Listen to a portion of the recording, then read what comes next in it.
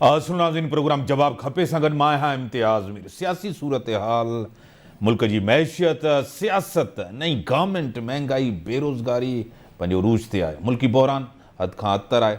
मुझे ज्वाइन किया है खदीजा राठौड़ साहिबा, जर्नलिस्ट हैं, एंकर हैं। खदीजा मैं आपको वेलकम करता हूँ अपने शो। बहुत शुक्रिया इम्तियाज़ साहब आपका। कुछ बेहतरी लग रही है कि जिस तरह चाइना ने कमिटमेंट की थी वो भी पूरी हो रही है। 2.3 बिलियन की आपको खुद पता है। IMF के साथ भी एक इत्तेफाक हो गया है, एक बेहतरी की तरफ तो हम जा रहे हैं। डॉलर भी कम हुआ है आज, क्या कहेंगे? अच्छा, बहुत शुक्रिया इम्तियाज़ साहब। बहुत ही इंपॉर्टेंट टॉपिक है और जिस तरीके से आपने कहा कि चीन ने भी 2.3 बिलियन जो है वो कर्जा देने की हिमायत कर दी है, ऐसी इतलात हमें भी मौसूल हुई हैं। लेकिन वजह यह है, जानना यह है कि जब कोई भी मुमालिक हमें कर्ज देता है तो उसमें एक डिमांड भी होती है जो पाकिस्तानी हुकूमत को पे करनी पड़ती है थ्रू टैक्स, और वो टैक्स देते हैं हम।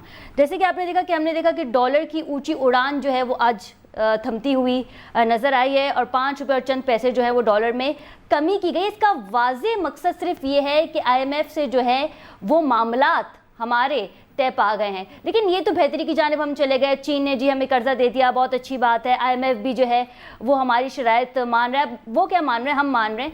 लेकिन आज की फिर अपडेट हमने दूसरी भी देखी कि बिजली पे जो है वो 11 रुपये बढ़ाने की तजवीज़ जो है वो दे दी गई है कि इलेक्ट्रिक की जानिब से। तो जो अवाम है उसके ऊपर ये बर्डन डाला जा रहा है। हम बेहतरी की जानिब तो जा रहे हैं, लेकिन हम ये देख रहे हैं कि टैक्स पे कौन करेगा? ये टैक्स करेगी पे पाकिस्तान की अवाम।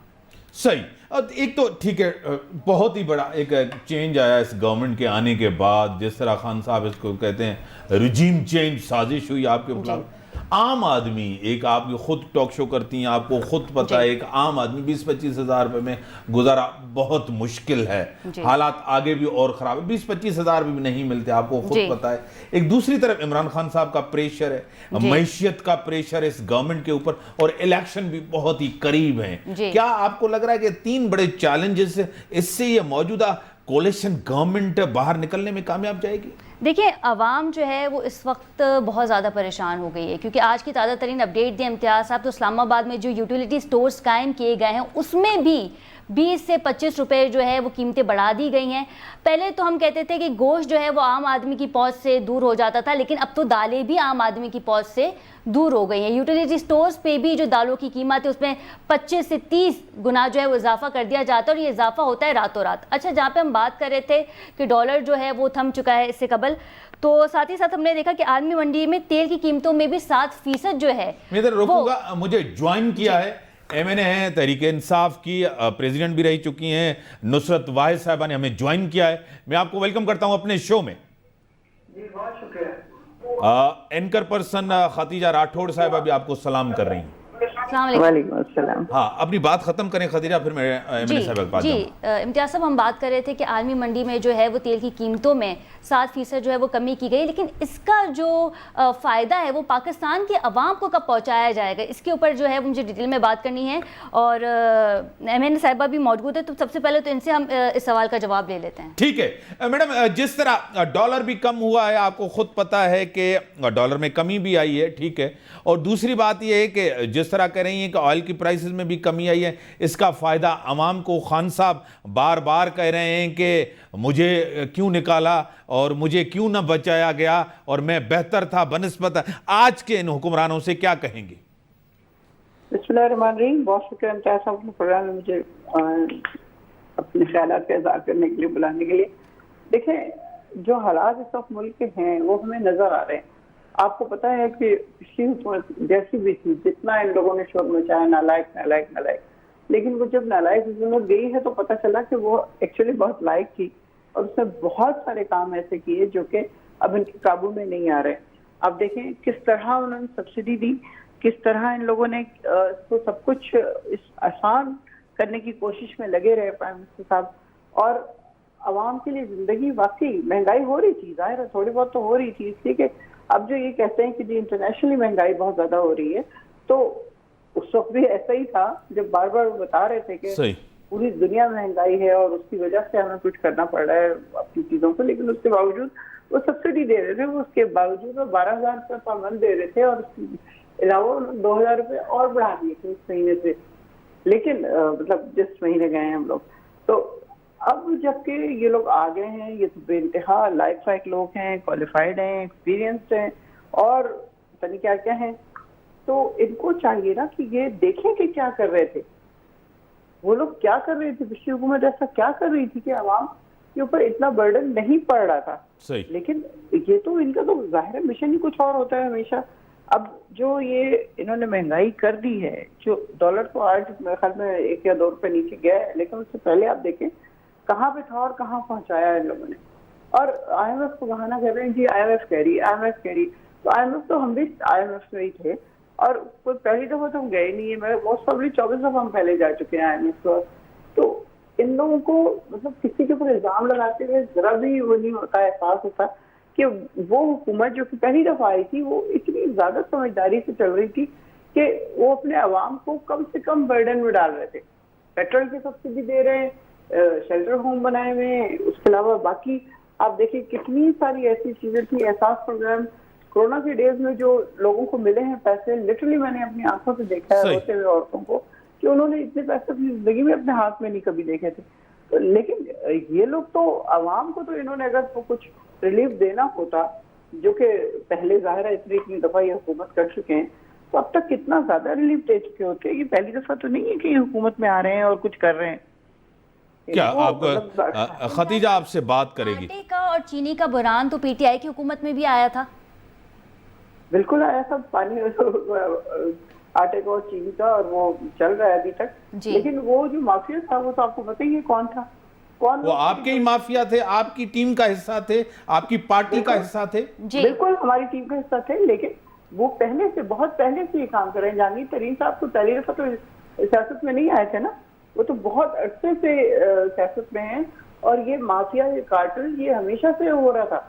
ये तो हम लोग जब आए हैं और हमें पता चला है कि ये सब कुछ हो रहा है, तो आप ये देखें कि पहली दफा कमीशन बनाया प्राइम मिनिस्टर ने, पहली दफा लोगों को अवेयरनेस दी कि इस तरह की चीजें हो रही हैं, और अगर मेरी ही पार्टी के लोग कर रहे हैं तो मैं उनको भी बख्शूंगा नहीं, और उनको नहीं बख्शा गया। एमएनए साहब, आपको BRT का खुद पता है, मालम जब्बा का खुद पता है, और खुसरो बख्तियार वो करीब रहे, उनके ऊपर भी ये था। BRT के ऊपर आपने स्टे लिया वाला था, मालम जब्बा पे कुछ भी नहीं हुआ। केसेस तो आपके दौर में थी, आपकी BRT महंगी बनी, उसके ऊपर इंक्वायरीज, काफ़ी चीज़ें, ये हुआ कुछ भी नहीं, आपने स्टे लेकर चुप होकर बैठ गए। उंगलियां तो आपके लोगों के ऊपर भी उठती हैं। देखिए उंगलियां बेशक उठी हैं, लेकिन अब फिर वहीं पे बात आ जाती है कि अब पहली दफा आने वाली हुकूमत वो सब कुछ की जिम्मेदार है जो पिछले 30 साल से, 40 साल से, 50 साल से हो रहा था। ये तमाम लोग पिछली हुकूमतों में थे और पिछली तमाम हुकूमतों में ये करप्शन कर रहे थे। अब हमारे पास जब आए हैं तो इनके काफी हद तक रस्सी खींची गई है, और आप देखें कितने सारे लोग ऐसे थे जिनसे मिनिस्ट्रियां ले ली जाती थी या उनकी मिनिस्ट्री चेंज कर दी जाती थी ताकि वो इस चीज को कंटिन्यू ना कर सकें। तो ऐसा नहीं है कि हमारे दौर में करप्शन नहीं हुई, या हमारा दौर कोई वाकई रियासत मदीना का दौर बन गया था। एक विश थी उस इंसान की जो कि प्राइम मिनिस्टर था कि मैं किसी ना किसी तरह इस मुल्क से करप्शन खत्म कर दूं, लेकिन लोग भी तो वही पाकिस्तान से ही लेने थे ना, बाहर से तो नहीं लेने थे। अब वो सारे उसी चीज के आदी हैं जो कि हमेशा जिसके थे, तो इसलिए मुश्किलात तो जाहिर आ रही थी, बहुत ज्यादा सही। आप हाँ सही, टेलीफोन लाइन पर है खदीजा। एमएनए साहिबा कह रही हैं कि हाँ लोग तो वही थे जो हर पॉलिटिकल पार्टीज में होते हैं। आपको खुद पता है कि हर पार्टी के अंदर कुछ ATMs होती हैं, मशीनें जो पैसे लगाते हैं, सब कुछ करते हैं। मैं कोई इन जनरली आपसे पूछ रहा हूँ। अब पहले वाला दौर अच्छा था जिसको 4.25 साल हो गए, ये 3 महीने वाला, अब दोनों को किस तरह कंपेयर करेंगी? अवाम के लिए हालात तो वही है ना, खराब से खराब होते जा रहे हैं। वो कह रहे थे ना अहल हैं, ये कह रहे हैं कि बड़े अहल हैं। ये तो वर्सेस हो गया अहल और ना अहल, क्या कहेंगे? अच्छा इम्तियाज़ साहब, समझने वाली बात यह है कि जब इमरान खान साहब की हुकूमत थी तो महंगाई तो उस दौर में भी थी, करप्शन जो है वो उस दौर में भी होती रही, लेकिन अब जो है शहबाज शरीफ जिस हुकूमत को लेकर आए उसे रिजीम चेंज का नाम दे दिया गया है। और ये एक बहुत बड़ी चीज़ है जिस पे ये कहा जाए कि बाहर से साजिश की गई है, बाहर के लोग जो हैं वो अपनी हुकूमत पाकिस्तान में बनाने जा रहे हैं। तो इससे तो हमारे सिक्योरिटी खदशात भी बहुत ज़्यादा बढ़ जाते हैं। एक तो पहला पॉइंट ये जिसमें मैं समझती हूँ कि इमरान खान साहब को एक पज़ीराई भी मिली, गालिबन उन्होंने कोई सियासी पैगाम दिया या कुछ भी था तो वहाँ से उनको एक पज़ीराई मिल गई कि इम्पोर्टेड हुकूमत है, यानी कि अमेरिका की हुकूमत को जो है वो मुसल्लत कर दिया गया है हम पे। अच्छा, शहबाज शरीफ की अगर हम बात करें तो आप भी खुद एक सीनियर साफ़ी, मुझसे ज़्यादा तजुर्बा रखते हैं, आपने खुद देखा होगा कि जब से हुकूमत में आए हैं इनसे हुकूमत संभली नहीं जा रही। शहबाज शरीफ साहब एक बौखलाहट का शिकार जो हैं वो नज़र आते हैं। अब यहाँ पे उन्होंने कहा था कि सोशल मीडिया पे उसको काफ़ी वायरल भी किया गया कि मैं अपने कपड़े बेच के जो है वो आपको आटा जो है वो फराम करूंगा। ये होता हुआ नज़र नहीं आ रहा। जो बड़ी बड़ी कमिटमेंट्स उन्होंने की थी वो होता हुआ नज़र नहीं आ रहा। अच्छा, अब शहबाज शरीफ साहब और उनकी टीम ये कहती है कि ये हमारा कसूर नहीं है, ये मुल्क की हालात को पीछे ऐसे पीटीआई वाले छोड़ के गए थे। अगर पीटीआई वाले मुल्क की हालात को ऐसा छोड़ के गए थे तो आपने हुकूमत क्यों बनाई? आप तो अपोजिशन में थे, आप तो तमाम तर चीज़ें जानते थे, आप हुकूमत बनाने की ज़रूरत ही नहीं थी। आप सारा मलबा डाल देते इमरान खान साहब के ऊपर, अवाम खुद फैसला कर लेते अगले इलेक्शन में। लेकिन आपने जो है वो हुकूमत बनाई जिसमें पीपल्स पार्टी भी शामिल थी, MQM भी शामिल थी और दीगर जमातें भी शामिल थी। नुसरत वाहिद साहबा, आपको खुद पता है खान साहब दो चीज़ें बड़ी खुल के कह रहे हैं। एक तो न्यूट्रल्स का जिक्र, खुद कहते हैं न्यूट्रल्स तो जानवर होते हैं, फिर कहते हैं न्यूट्रल्स ही रहे, न्यूट्रल्स का कोई नहीं है किरदार।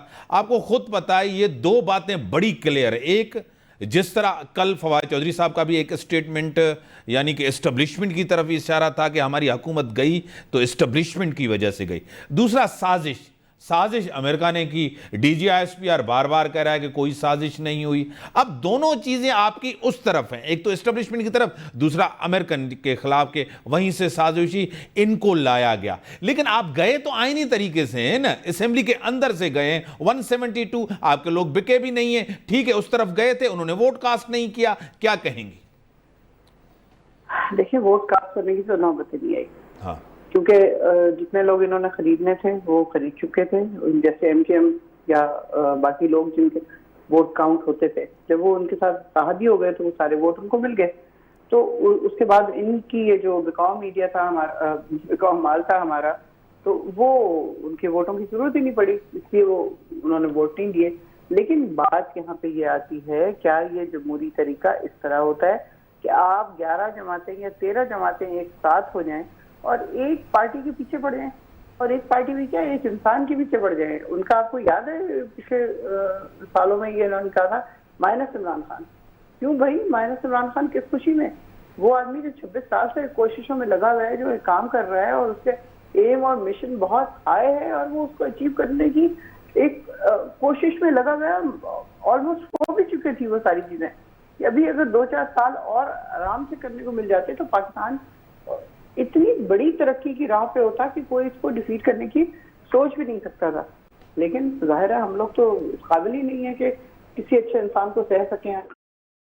ब्रेक का टाइम हुआ, ब्रेक जो टाइम था, ब्रेक खां पोथा चूं आप टेलीफोन लाइन पर हैं, ब्रेक का टाइम हो गया, ब्रेक के बाद आते हैं, डिस्कशंस को आगे बढ़ाते हैं।